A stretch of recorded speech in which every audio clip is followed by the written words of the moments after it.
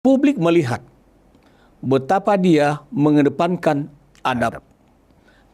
Bu Mega beriringan dengan Bapak Presiden, dia di belakang mengawal kedua-duanya. Padahal dia adalah wakil presiden. Pemimpin yang sesungguhnya itu adalah yang mampu menjadikan something dari nothing.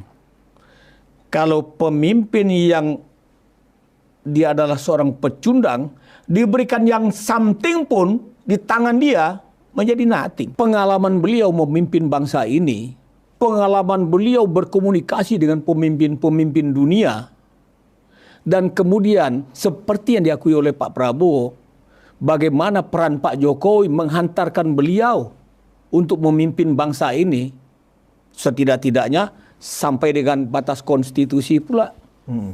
Maka Pak Prabowo ini kan perlu dikawal dengan serius. Ada sebuah momen ya, ada satu shot di mana ada Wapres, ada Presiden, ada Wapres, ada Pak Tri, ada Bu Mega.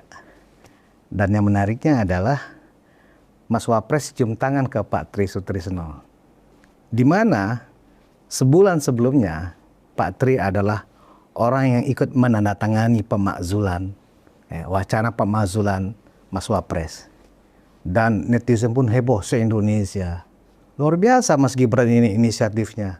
Langsung ya menjadi sesuatu yang dianggap disitulah terlihat ya adab lebih tinggi dari ilmu. Itu kira-kira komentar netizen. Dan ada lagi satu shot berikutnya adalah pada saat menuju ke acara, biasanya presiden itu jalan berdampingan dengan wakil presiden. Tetapi karena ada Ibu Mega, ya kan, Mas Gibran kemudian mundur menyilahkan Pak Presiden bersama di sampingnya Ibu Megawati. Lagi-lagi Mas Wapres kita mendapat apresiasi dari netizen yang luar biasa. Dan di situ lagi-lagi berkata bahwa disinilah menunjukkan watak asli orang Indonesia, di mana adab lebih tinggi dari ilmu. Nah, saya ingin minta komentar dari narasumber saya yang sudah hadir, aktivis dan politisi juga, Bang Darmizal, Ketua Umum Relawan Jokowi atau Rejo untuk Prabowo Gibran. Apa kabar, Bang? Alhamdulillah sehat. Alhamdulillah. Hai. Kami bertemu lagi di ruang konsensus. Terima kasih Bang Darmizal sudah hadir. Nah, Bang, komentar Abang. Apa yang saya ceritakan tadi, apa yang saya sampaikan tadi, itu di tengah Mas Gibran ini dibully, direndahkan dan seterusnya, tetapi Mas Gibran tetap menunjukkan seorang wakil presiden dengan adab yang membuat orang terkaget-kaget. Komentar Bang Darmizal. Hebat. Adab lebih tinggi dari ilmu. Itulah cerminan seorang Gibran Raka Buming Raka. Tempo hari waktu kita di sini juga kita bahas betapa Gibran itu lebih dewasa budaya dan perilakunya ketimbang usianya. Dia orang Indonesia yang sesungguhnya.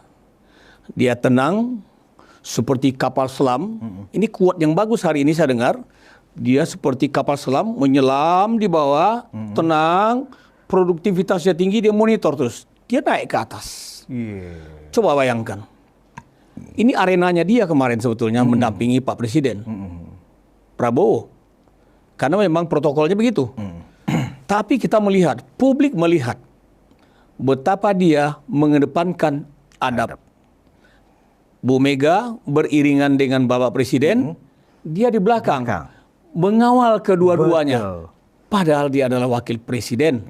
Secara konstitusi yang dipilih mayoritas masyarakat Indonesia. Adabnya Gibran sungguh luar biasa. Adab yang berbasis kepada kulturnya orang Indonesia. Budaya luhurnya orang Indonesia. Yang menghargai para senior-seniornya sedemikian rupa. Itulah Gibran. Padahal protokoler pun mengatakan formasi jalannya seperti itu. Ditabrak sama Mas Wapres. Karena ini adalah orang tua, negarawan. Walaupun secara politik mungkin saat ini sedang ada perbedaan. Tetapi wataknya Mas Gibran teruji ya Bang ya? Kita melihat itulah yang dipertontonkan Gibran. Ini adalah orang tua, ibunya. Bagaimanapun pasti tidak bisa kita lepaskan peran dari seorang ibu yang bernama Profesor Dr. Hajah Megawati dalam ikut membesarkan Gibran pada waktu itu. Dan itu adalah satu ikatan emosional yang tidak bisa direkayasa untuk dibubarkan, untuk dipisahkan. Chemistry itu amat sangat kuat dalam kultur dan budaya luhur bangsa Indonesia. Dan apa yang dilakukan oleh Mas Wapres ketika langsung bersalaman dan cium tangan ke Pak Tri juga itu tidak protokoler itu Bang, itu inisiatif itu Bang.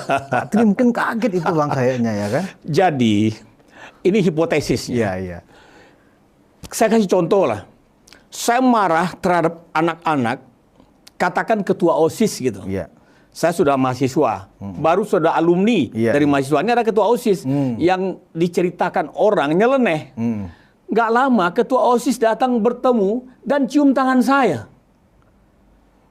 Itu kan menjadi satu pemikiran. Jangan-jangan info yang kemarin saya terima tentang dia ini bohong. Aslinya kok begini gitu. Itulah, kembali lagi Gibran mempertontonkan sebagai pemimpin muda menjawab tantangan yang kebijakannya melebihi usianya. Mantap kali itu. Mantap kali. Mantap kali. Padahal hampir sebulan kemarin ya Bang. Dan tidak ada rekayasa loh itu. Nggak ada rekayasa. Nggak ada rekayasa. Karena itu istilahnya benar-benar itu on the spot. Benar. On the spot. On the spot. On the spot. Keaslian seseorang itu adalah ketika dia berlaku secara serta-merta dan seketika yang disebut dengan on the spot itu. Dan itu dilakukan oleh Mas Wapres di tengah tekanan politik, ya kan, bullying politik oleh, anggaplah kita bicara sebagai lawan politik ya Bang ya. Tapi Mas Wapres tetap fokus. Tidak terpengaruh. Apalagi kan beliau sebagai putra dari Pak Jokowi. Iya. Di mana Pak Jokowi habis-habisan difitnah, ya kan, dihina, direndahkan, tetap fokus. Luar biasa Bang. Iya. Ya kan, dan kenapa saya minta komentar Bang Darmizal ini, karena kita ingin juga memberikan semacam apresiasi yang sama yang dilakukan oleh netizen di hampir seluruh platform di seluruh Indonesia dari kemarin sampai hari ini Bang. Iya. Luar biasa. Iya. Jadi ada pesan-pesan penting dari Presiden pada saat pidato beliau tentang pada saat Hari Lahir Pancasila itu terlupakan. Orang semuanya seperti kagum, ya kan. Euforia. Sampai ada yang bilang, wah layak 2029, layak 2029. Gitu. Ya namanya publik ya Bang ya. Orang Indonesia kan kalau udah simpati apapun dia akan sampaikan. Kan begitu ya Bang. Itu dalam berpikir demokrasi. Ya. Nah Bang, itu sebagai intermezzo ya. Intermezzo. Itu penting harus kita ulas juga supaya netizen juga merasa, oh kita seirama dengan mereka. Ruang konsensus seirama dengan mereka. Nah Bang, baru kita masuk ke materi kita nih Bang. Pertama tentang, saya mencoba mengkaitkan ya maraknya skenario atau polemik atau rancangan isu atau fitnah ijazah palsu. Saya mencoba mencari benang merah nih Bang, dengan apa yang diingatkan oleh Presiden Prabowo ya kemarin, bahwa hati-hati, antek asing bermain untuk memecah belah kita, hati-hati. Nah, saya menduga nih Bang, yang dimaksudkan oleh Presiden Prabowo salah satunya adalah kepada dalang dan sutradara yang bermain di belakang ya, atau yang membackingi atau mencukungi ya teman-teman yang aktif memojokkan Pak Jokowi dengan fitnah ijazah palsu. Menurut Bang Darmizal kira-kira sama nggak pemikirannya dengan saya? Persis sama. Kenapa? Ketika akhirnya Pak Jokowi memaklumi kehendak Pak Prabowo untuk meminta Gibran sebagai wakilnya, jika konstitusi memungkinkan, maka ini sebagai satu ruang konsensus. Konsensus tentang pembangunan yang mesti berkelanjutan. Hari ini kita melihat bagaimana Pak Prabowo begitu kuatnya menggasak apa saja yang dianggap bertentangan dengan konsep memajukan Indonesia dalam program pembangunan yang berkelanjutan itu. Ya termasuk dalam pidato beliau kemarin. Siapapun yang menjadi biang kerok atau agenda-agenda yang membiayai LSM untuk mengadu domba kita, maka saya akan cari. Kan begitu. Itu kata beliau loh. Artinya apa? Keinginan beliau untuk membangun Indonesia yang berkelanjutan sampai dengan menjadi negara maju, setidak-tidaknya negara keempat terkuat di dunia pada tahun 2045 atau century of years-nya bangsa kita. Itu satu konsep berpikirnya Pak Prabowo yang linear dengan konsep Sustainable Development Countries itu sendiri. Pak Prabowo itu, Adinda, sudah selesai beliau dengan dirinya. Sudah selesai. Beliau hanya ingin melihat Indonesia ini menjadi negara kuat, negara kaya, negara yang memakmurkan rakyatnya. Kan ada juga negara kaya, tapi rakyatnya miskin. Kita juga masih berada pada garis batasan itu. Sehingga perlu lompatan yang kuat, perlu terobos yang genuine, agar negara kaya raya seperti Indonesia ini memakmurkan rakyatnya. Itulah Pak Prabowo. Menurut Bang Darmizal, apakah pernyataan Presiden itu hanya sebatas warning aja atau itu adalah informasi intelijen yang diterima oleh Pak Presiden? Kita mengira ya, ada satu hipotesis. Kalau ada asap, pasti ada apinya. Kalau ada gerakan, pasti ada dalangnya. Bagaimana dulu ketika peristiwa Pak Harto jatuh itu, beliau pulang dari Mesir, agak terlupakan permainan intelijen kelihatannya. Tapi faktanya kemudian beliau diganggu habis-habisan. Nah, Pak Prabowo membaca ini ada peran kelompok-kelompok tertentu yang ingin memecah belah bangsa ini melalui dana yang mereka pihak-pihak tertentu itu dialirkan kepada kelompok-kelompok yang mengacau ini. Kepentingannya sangat pragmatis, bukan kepentingan bangsa dan negara, bahkan kepentingan yang lebih sempit. Dan itu memang harus kita lawan. Harus kita ganyang. Kalau mereka orang-orang tertentu bilang ganyang, kita juga bilang ganyang dia. Berarti bisa dikatakan secara tidak langsung ya Bang, Presiden sebenarnya sudah membaca di balik ramainya ya kawan-kawan ini sampai menegasikan institusi negara seperti Polri, kampus UGM, ya kan. Pokoknya nggak ada yang benar. Kalau nggak sesuai dengan kemauan mereka, nggak benar, salah, ya kan, dan seterusnya. Artinya keriuhan ini sebenarnya sudah terdetek dan Presiden kayaknya mulai memperhatikan. Artinya kalau kita simak pembicaraan di ruang publik, di tengah jalan pasti nanti Presiden akan intervensi ketika ini sudah makin nggak terkendali. Menurut Abang gimana?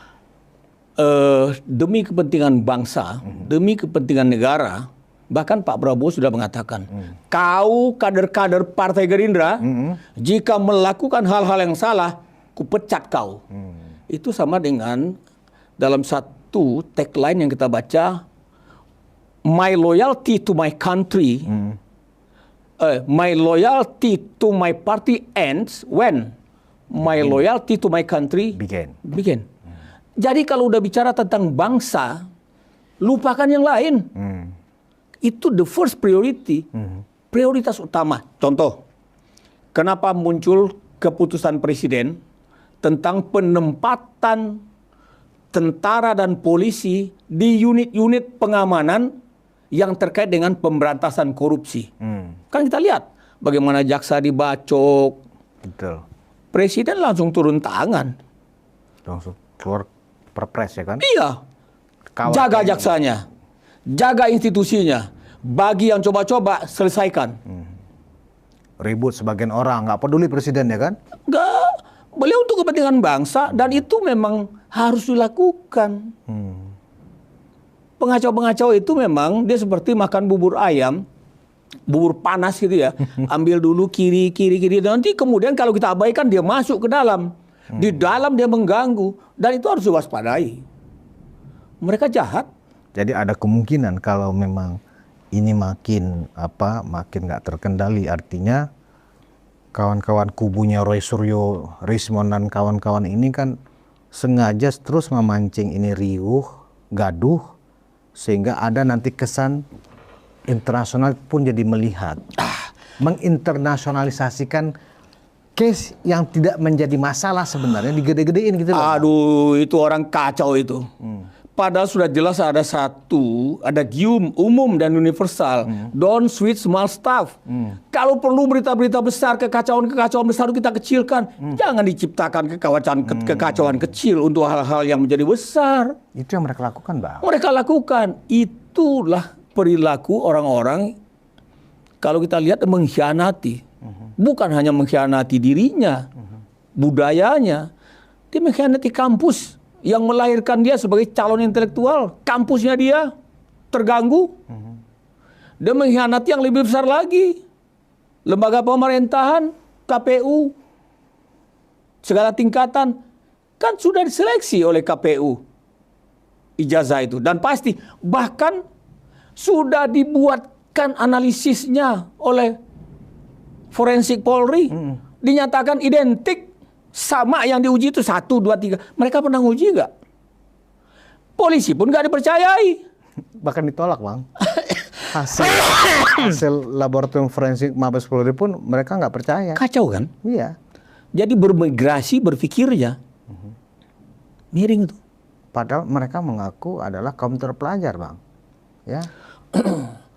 Esensi dari ilmu itu adalah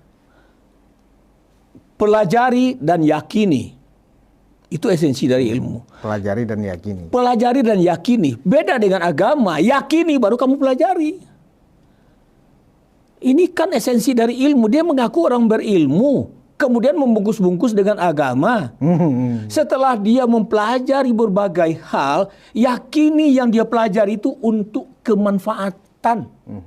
Untuk kebaikan. Bukan untuk dugaan-dugaan. Tapi mereka katanya ini berdasarkan saintifik, ini ilmiah, ini kajian akademik, bisa dipertanggungjawabkan, begitu, Bang. Begini, dia melihat satu benda, hanya fotokopinya dipelajari, minta dong aslinya, dibawa aslinya. Kalau aslinya yang dia pelajari itu diragukan oleh dia, baru dia pelajari. Ini ada keraguan, bukan berbasis kepada fotokopi. Di mana sumbernya dia untuk mendapatkan aslinya itu, dia datang ke kampus yang menerbitkan itu asli atau tidak. Diklarifikasi dulu ke sana. Bukan memaksa orang, apalagi seorang presiden ke-7 Republik Indonesia yang mereka mulai waktu menjadi presiden. Sampai sekarang nggak ada henti-hentinya. Diorkestrasi terus. Tujuannya apa kalau bukan hal-hal yang gaduh dan merugikan. Sekarang masyarakat terpolarisasi. Untungnya, nah ini kan ada untungnya. Orang sudah jatuh gitu ya, untung cuma luka. Padahal jatuh saja udah menyakitkan masih. Untungnya gitu orang ya. Indonesia ya. Begitulah saking pemaafnya bangsa kita ya. Untungnya cuma luka ya. Untungnya bangsa kita ini sudah semakin cerdas tidak. 66% hasil survei itu menyatakan nggak percaya kalau Pak Jokowi itu ijazahnya palsu. Pasti ijazah Pak Jokowi asli. Dan itu dilakukan oleh lembaga yang kredibel. Sangat kredibel. Ya. Kemudian yang lainnya, ya kita jauh juga. Siapa sisa sebagian kecil yang meyakini itu ijazahnya palsu? Ternyata berdasarkan data dari hasil pertanyaan mereka dulu milih siapa? Terjawab kan ya? Terjawab. Ternyata sebagian besar tuh anak abah. Artinya ini kan politik pasca pemilu 2024 yang masih ingin dibawa. Barisan sakit hati. Dan itu survei ya, Bang. Survei. Ya? Dan nggak bisa dibantah. Nggak bisa dibantah. Ya kan? Survei. Walaupun Refli Harun mencoba juga menangkal itu dengan bikin survei abal-abal nggak karuan. Surveinya dari YouTube. Mengaku S3 tapi survei berdasarkan dari YouTube. Aduh. Nah kan ini memalukan menurut saya, Bang. Ya malulah kita. Malulah kita. Metodologi riset kan nggak seperti itu. Nggak seperti itu. Kan? Masa N-nya atau respondennya itu populasinya dari penonton YouTube, kacau. Dan YouTube sendiri lagi. Dari kanal sendiri Dari pula. kanal sendiri lagi kan. Aduh. Nah, jadi kalau kita lihat refleksi dari soal seputaran isu ijazah palsu ini akhirnya membuka tabir sendiri, Bang. Iya. Artinya borok-borok mereka, kebodohan mereka, Iya. kan? Akhirnya terbongkar sendiri. Tanpa perlu Pak Jokowi ya kasakusuk kesana kemari. Menepuk air di dulang, kecipratan muka sendiri. Akhirnya orang tahu bahwa ini memang manusia kardus satu ini gitu, dan kelompoknya. Ada yang bilang juga manusia biawak. Kalau kita ambil ungkapan Uni Suryani ya. Irma Suryani. Irma Suryani Uni kita itu. Ini manusia kardus. Manusia kardus. Emang manusia kardus. Nah, berarti Bang, kita publik akhirnya semakin sadar. Pertama, penggiringan isu ijazah palsu ini memang bisa dikatakan ini murni politik. Itu pun politik sakit hati karena kalah pilpres. Iya. Ya kan, itu akan hasil survei. Dan dilihat juga dari siapa-siapa orang-orangnya, semakin kelihatan dan nggak bisa dibantah ini memang belum move on kata anak. Iya, belum kata anak Gen Z sekarang memang belum move on mereka. Mereka mungkin merasa dengan mereka glorifikasi ini terlampiaskan sakit hati di podcast, di TV station. Mereka mau membuli sebebas-bebasnya Pak Jokowi, ya kan? Dan orang yang sakit hati sebagai penontonnya terpuaskan, aduh lega, ya kan? Pak Jokowi akhirnya dijatuhkan oleh mereka itu dan merasa puas gitu loh, Bang Tarmiza. Itulah problemnya, Dinda. Manusia yang paling baik itu adalah manusia yang bisa memberi manfaat bagi orang lain. Apalagi dengan ilmunya. Ketika seorang anak Adam meninggal, hanya 3 yang bisa membantu dia di alam kubur sampai ke alam selanjutnya. Ya. 1 anak yang soleh, 2 sedekah jariahnya, 3 ilmu yang berguna ditinggalkan. Lah ini ilmu katanya seorang ilmuwan, tapi membuat kebusukan, membuat propaganda agitasi. Manfaat apa yang dia bisa tinggalkan? Itu saja udah bertolak belakang. Iya, iya.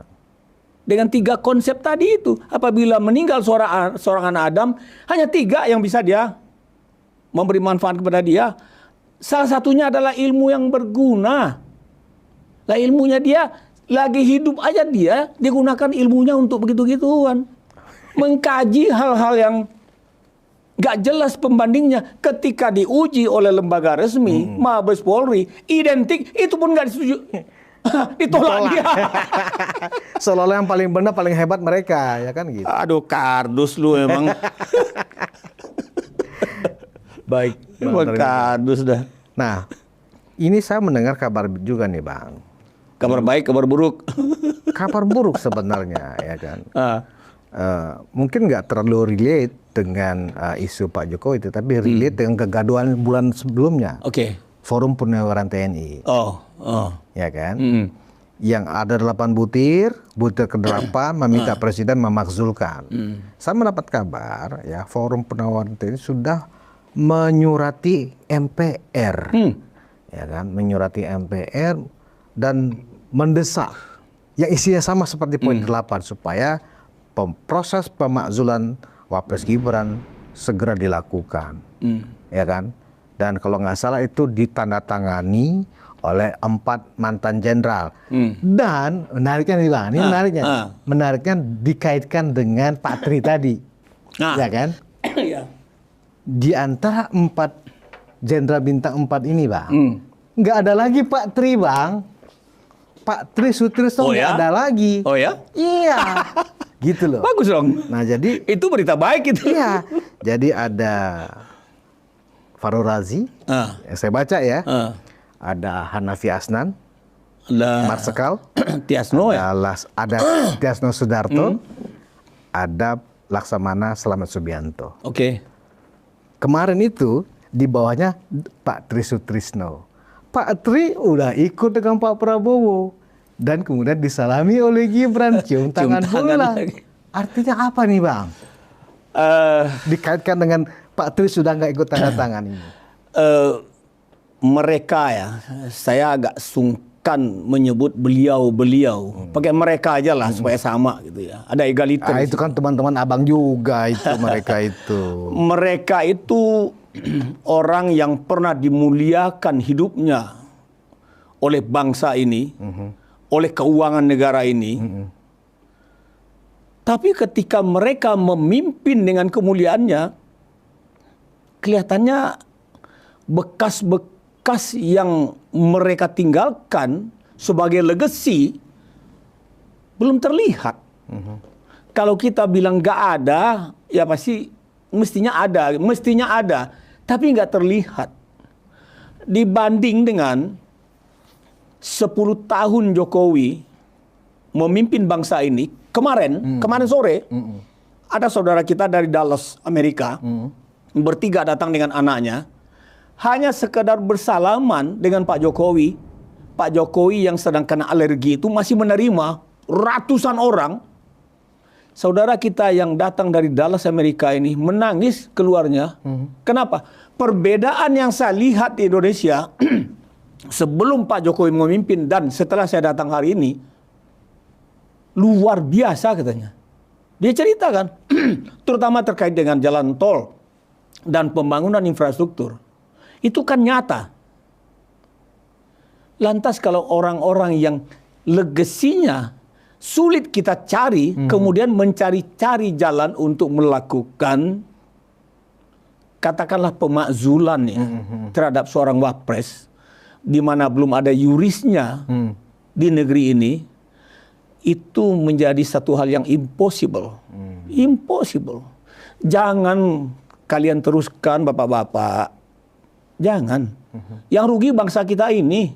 Jangan berpikir untuk mundur. Jangan berpikir untuk berhenti, apalagi mundur. Bangsa ini harus maju.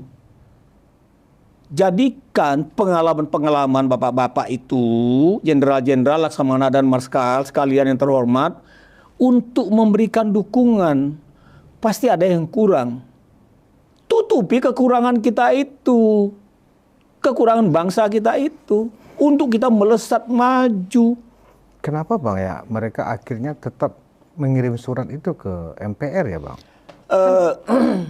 Mereka kan punya think tank ya, orang-orang yang abang istilahkan pernah dimuliakan oleh negara. Gitu. Artinya kan mereka bukan orang bodoh gitu loh. Mantan jenderal loh, minta 4 loh Bang. Ya kan? Nah, secara aturan konstitusi kan sudah mengatur pemakzulan presiden dan wakil presiden jelas pasal-pasalnya. Dan itu tidak ada sama Mas Wapres.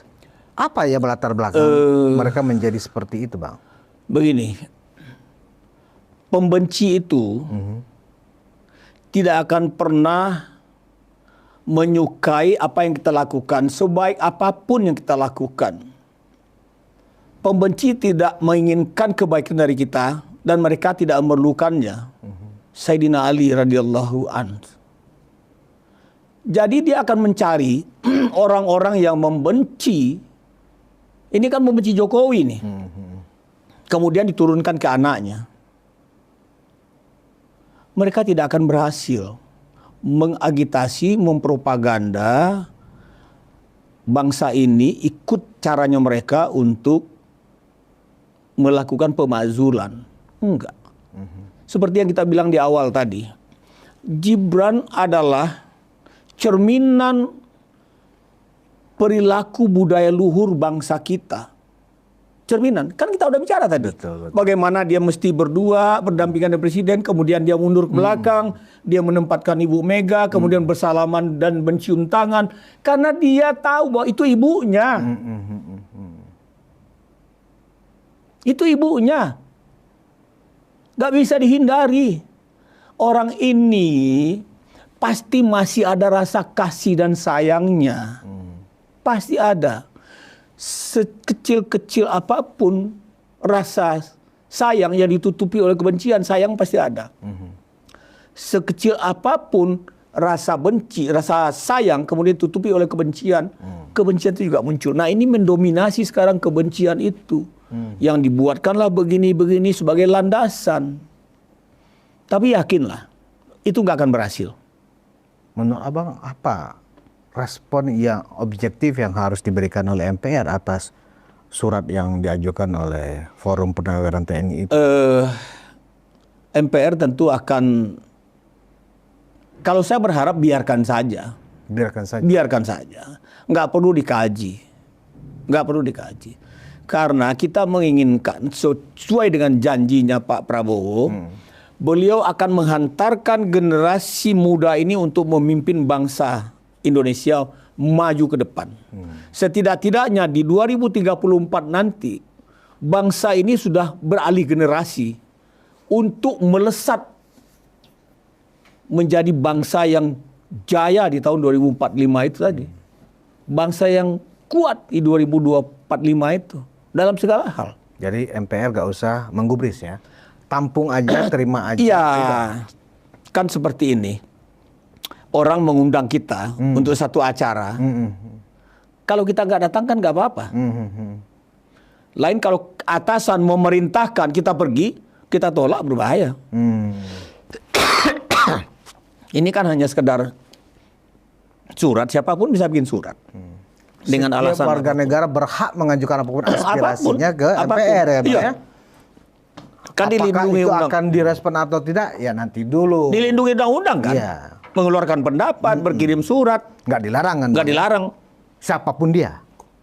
Mau tukang bakso, mau dia itu hanya pedagang misalnya, atau dia pejabat, atau dia purnawirawan. Dalam budaya demokrasi kita, seseorang apabila statusnya sudah menjadi rakyat biasa, dia boleh melakukan mengirim surat, menyampaikan pesan, menyampaikan saran. Kalau dia adalah pejabat aktif, tentu ada koridor-koridornya. Iya, iya. Seperti ketika pemilu, tentara nggak boleh milih umpamanya. Tapi setelah dia pensiun kan boleh. Boleh. Punya hak pilih dan punya hak memilih. Nah, beliau-beliau tadi, beliau-beliau deh. Berubah. Beliau-beliau deh. Tadi itu udah kan menurun. Tadi tensinya agak tinggi ya kan. kan sudah jadi rakyat biasa. Iya. Sudah jadi rakyat biasa, ya bolehlah mengirimkan surat, menyampaikan pendapat. Tapi kita berharap berikanlah pendapat-pendapat yang bermakna, yang bermanfaat. Tidak ya yang kira-kira jangan begitulah gitu. Kalau semisalnya surat itu bocor dan viral ke masyarakat, wah pasti rame itu, banding ketawain maksudnya gitu loh. Yang kita takutkan itu rame sampai masyarakat menghujat. Iya, membuli beliau. Iya, kan kasihan. Kan kasihan kita. Nanti jangan sampai orang ya bukan kita. Sampai orang bilang, siapa dia? Emangnya lu siapa? Sampai Ya kan? batuk, Bang. Ini kata orang ya, Iya. bukan kata kita. Nah, Bang, ada satu tadi pertanyaan saya yang mungkin Abang lupa menjawab. Tidak ada lagi tanda tangan Pak Trisno Trisno. Oh iya. Itu gimana, Bang? Kok bisa berubah begitu, Bang? Itu Apa yang terjadi, Bang? Tadi kan kita udah ungkap ya. Kita ibaratkan ada ketua OSIS, kita sudah alumni perguruan tinggi, kemudian ketua OSIS yang kita tuduh datang gitu. Memang kebaikan itu, kebenaran itu selalu datang kemudian, walau kadang-kadang terasa terlambat gitu. Nah, begitu Mas Gibran hadir bertemu dengan Pak Tri, bukan hanya memperlakukan Pak Tri sebagai bapaknya, sebagai orang tuanya, sebagai pengasuhnya, tapi mencium tangan Pak Tri dengan hikmat. Itu sentuhan yang luar biasa. Sangat luar biasa. Pak Tri itu kan sangat luhur budi pekertinya. Sangat baik. Saya masih melihat bagaimana, masih teringat saya bagaimana di satu persawahan ketika berkunjung mendampingi Pak Harto, beliau jadi ajudan. Beliau memegang Pak Harto untuk menyeberangi got kecil di pematang sawah. Itu luar biasa. Saya masih ada tuh, terbayang-bayang di kepala saya Pak Tri yang gagah, yang begitu luhur pekertinya. Hari ini kita melihat. Sudah sepuh sekali ya. Sudah sepuh. Tapi semangat beliau untuk bangsa kita ini masih luar biasa. Dan saya yakin. Maknanya apa sih, Bang? Pak Tri nggak ada itu? Saya yakin. Mungkin Pak Tri setidak-tidaknya gitu. Udahlah jangan libatkan saya lagi deh. Mungkin begitu. Setidak-tidaknya, udahlah jangan libatkan saya lagi. Kalau nggak mau berhenti, umpamanya gitu ya. Jangan gitu. Pak Tri ini patriot kan? Patriot. Atau jangan-jangan setelah ini rame dikasih tahu sama anaknya segala, termasuk Pak Kunto ya kan, termasuk menantunya Pak Arya Mizat ya kan. Oh, jadi aku dikerjain tuh katanya.